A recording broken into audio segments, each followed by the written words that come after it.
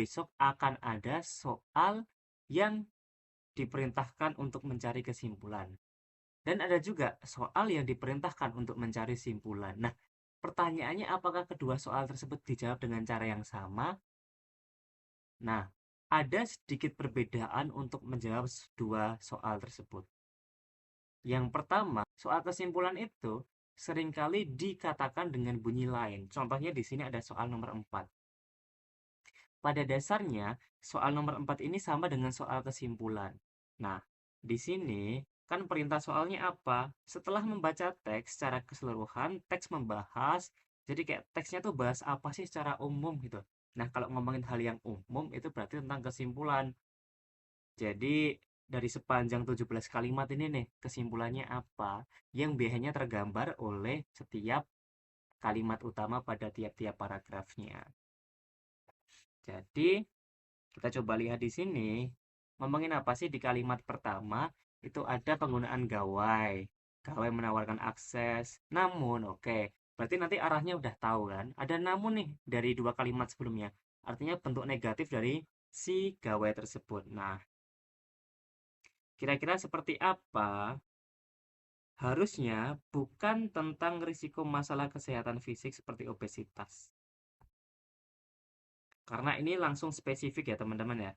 Jadi ini spesifik, bukan berbentuk simpulan yang umum.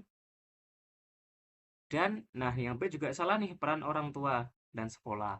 Padahal kita tahu tadi di awal-awal itu bahas tentang gawe dulu, kayak gini-gini-gini, baru dinamun-namunin atau ditentang-tentangkan. Ya buruk-buruknya pasti. Oke. Yang C, oke, mungkin bisa aja kalau kita baca sekilas. Kemudian yang D, penggambaran umum tentang gawe, oke. Ini sama dengan kalimat 1 dan 2 tadi. Terus namunnya diperlihatkan dalam bentuk penggunaan gawe yang berlebihan. Nah, berarti di sini ini harusnya bakal jadi opsi yang tepat yang D. Kalau yang E, salahnya, nah, kemudahan akses. Nah, ini kan positif ya teman-teman ya, padahal kita tahu bahwa teksnya nanti akan cenderung ke bentuk negatifnya.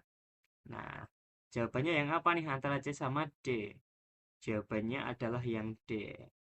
Ini lebih menyeluruh, yaitu simpulan.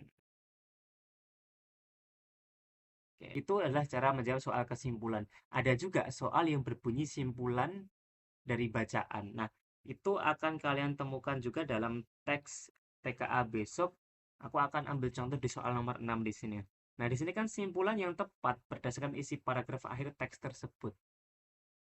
Ya, kadang nggak dinyatakan di paragraf akhir doang. Intinya simpulan yang tepat berdasarkan isi. Nah, ini yang menjadi intinya. Teman-teman, kalau mendapatkan soal yang simpulan doang, caranya ini lebih mudah. Kalian cukup membutuhkan waktu kurang dari 30 detik harusnya.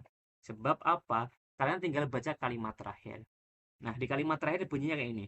Dampak jangka panjang, kafein berlebihan dapat mencakup insomnia, peningkatan kecemasan, dan ketergantungan fisik. Nah, ini ya. Berarti ini ngomongin tentang akibat buruk dari si kafein. Nanti, yang menjadi simpulan itu adalah bentuk akibat dari kalimat 11. Bentuk akibat dari kalimat 11. Maka, teman-teman bisa menambahkan kata dengan demikian di sini, atau kata oleh karena itu, atau maka dari itu, dan sebagainya, lalu tambahin kalimat yang ada di opsi. Apa nih yang paling cocok gitu? Oke. Dampak jangka panjang kafein berlebihan mencakup bla bla bla. Akan mungkin jawabannya yang kafein merupakan antagonis.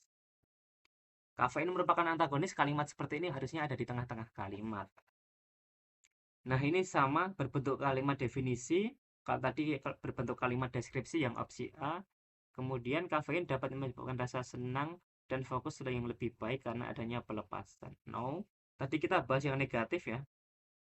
Kalau bisa insomnia, gangguan ini dan itu. Yang D, konsumsi kafein berlebihan berisiko tinggi menimbulkan masalah pada kesehatan mental dan fisik dalam jangka panjang. Oke.